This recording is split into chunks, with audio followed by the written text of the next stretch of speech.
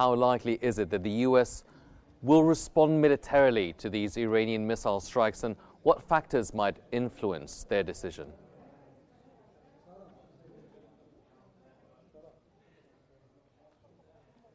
Thank you so much for having me. First, greet you.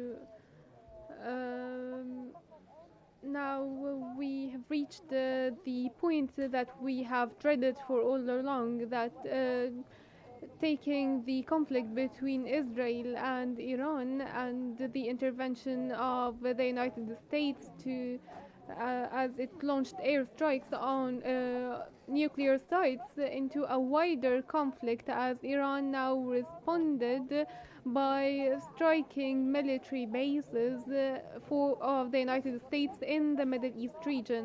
Now the conflict is broadening, and now we are seeing new states such as Qatar and Iraq, a huge escalation, which is the Iranian retaliation, which is a turning point in this war. The United States at the moment,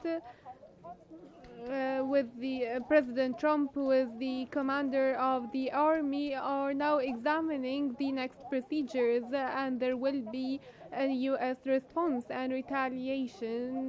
Now there is direct confrontation, and we're waiting for a new response from the United States side, because hours ago we were talking about we might actually see a negotiation table once again, and Israel stated implicitly that they have finished the job and they do not want the war anymore. But now ending the war is not a very high potential. This is a huge escalation, and it might lead to further escalation. We cannot guess or speculate what's going to happen, but now we can say that this is a turning point in the course of the war, as Iran directs strikes to the US military bases in the Middle East. Well, what role do you think diplomatic efforts can still play in de-escalating the tensions between the US and Iran amid these recent developments? You've just mentioned that Israel stated that all the goals and targets have been accomplished, and this might be a good opportunity to go back to the negotiation table.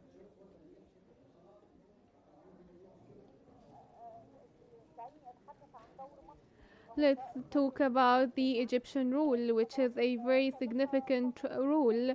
Egypt has warned the entire world of this escalation, and said that we should coordinate to stop this war. There must be diplomatic endeavors at an international level. Egypt is talking now to different parties around the world to stop the war.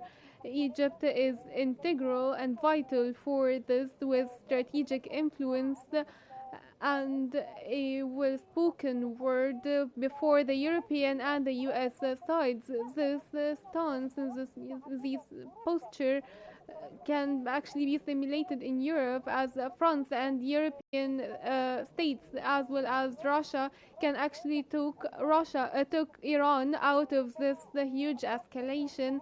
Maybe other parties from the European Union might intervene. We wouldn't forget that the Troika, or France and England and Germany, convened last Friday with Iran to stop this war and maybe reach a common ground for a solution. But the US strikes at nuclear sites took us to the 0 point. We were hopeful for the success of the diplomatic efforts of the surrounding states, not to widen the conflict zone and not turning this into a regional conflict, but so far we are seeing more and more escalations, and this is the most probable scenario. We cannot talk about a negotiation table now, or talk about peace, even because President Trump is meeting with the military commander to take a decision to respond to Iran and to escalate the situation further.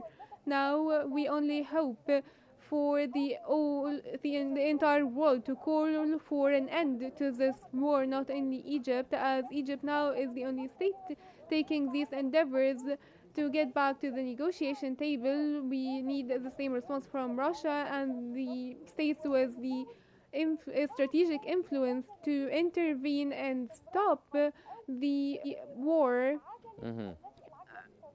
and the this fast escalation of the Yes. situation.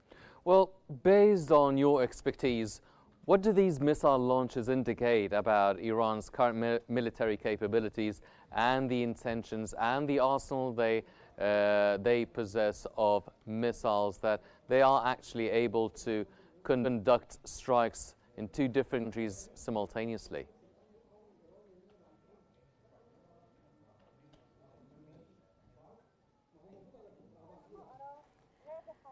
In fact, what I see is very clear. These airstrikes launched by the US or Israel did not undermine Iranian capabilities and did not make it stop launching more missiles. But the question here is the U.S. strike on on Iranian nuclear sites, did it pay its fruits? There are talks that are inside Israel that these strikes did not end the project altogether. It might have caused such losses, but it did not meet its due purposes. Which means that everything done by Israel and the United States did not undermine Iran. And let's speak clearly, Iran is a sovereign major state with a lot of capabilities. It's not a militia for Israel to fight, such as in Yemen or in the Gaza Strip. It is a major sovereign state, and all of this was violated in a grave violation of international law, and that's why Iran responded proportionately to Israel, widening the conflict, and the US intervention actually escalated the situation further. And now we see Iran responding by striking US military base in the Middle East, Hmm. in Laudaid, in Doha, Qatar, and in Iraq as well. And the meantime, and both strikes were directed simultaneously.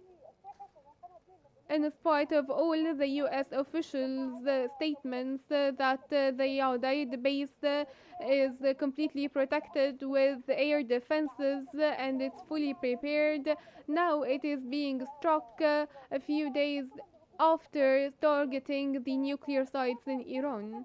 Hmm. This was expected, however, to have this on the ground, to have it as a reality, this is a turning point that might indicate that Iran is also able to deal massive losses to the United States. Hmm.